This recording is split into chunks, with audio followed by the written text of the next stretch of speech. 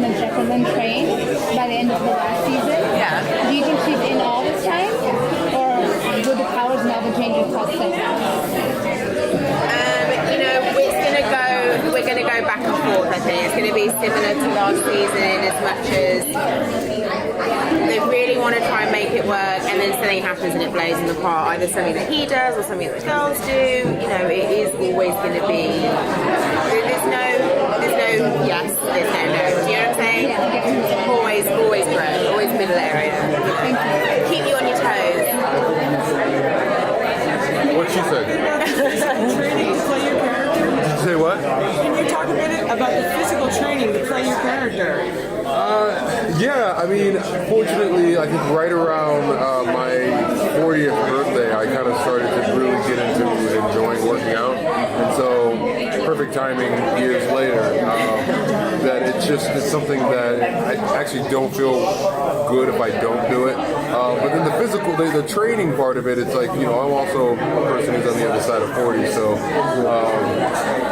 I'm frequently aching and hurting, but at the same time, I'm kind of addicted to it, so I'm addicted to my power.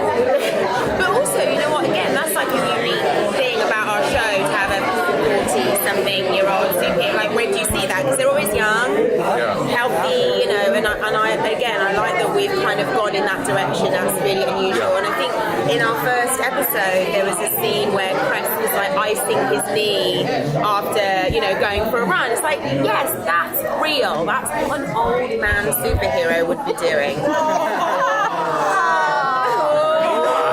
Sorry. Shots fired. I'm sorry. I'm going to take you back. Some of your fans want to go back. Okay. Take us to Scooter, to where we're at today, being a superhero. Talk about that journey. It's a life journey. I mean, living single was literally the second professional audition I had. No way. Yeah, it was the second one. I remember going into the waiting room and I saw, I was talking with a Young MC, if everybody remembers Young MC, was in the waiting room, and this is just when rappers had just started.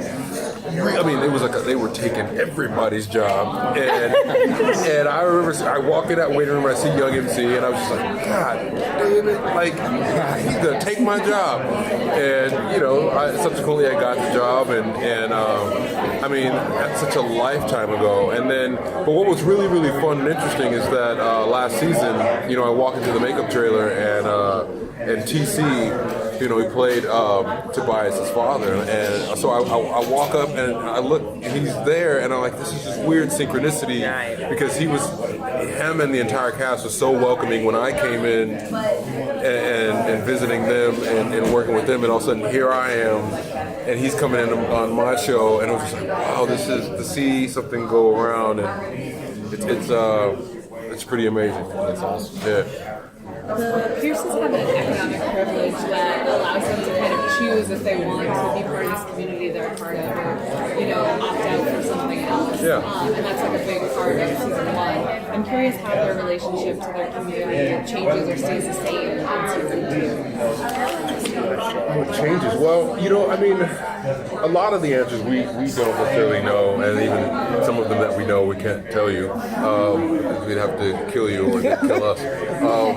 But the biggest thing is that I could say is just, if you, after the finale, we pick up about a week later, and at least in the beginning of the season, because a lot of it we honestly don't know. We're in the middle of shooting episode 3 now, and we don't really, as actors, we don't really know much more beyond that. But we can tell you that, the things that happened in season 1, we, in a sense, wake up and try to proceed like as normal, and are confronted with that all the consequences and all the things that have changed, including how we interact with the community. So there's a lot of repercussions to come. Thank you guys so much.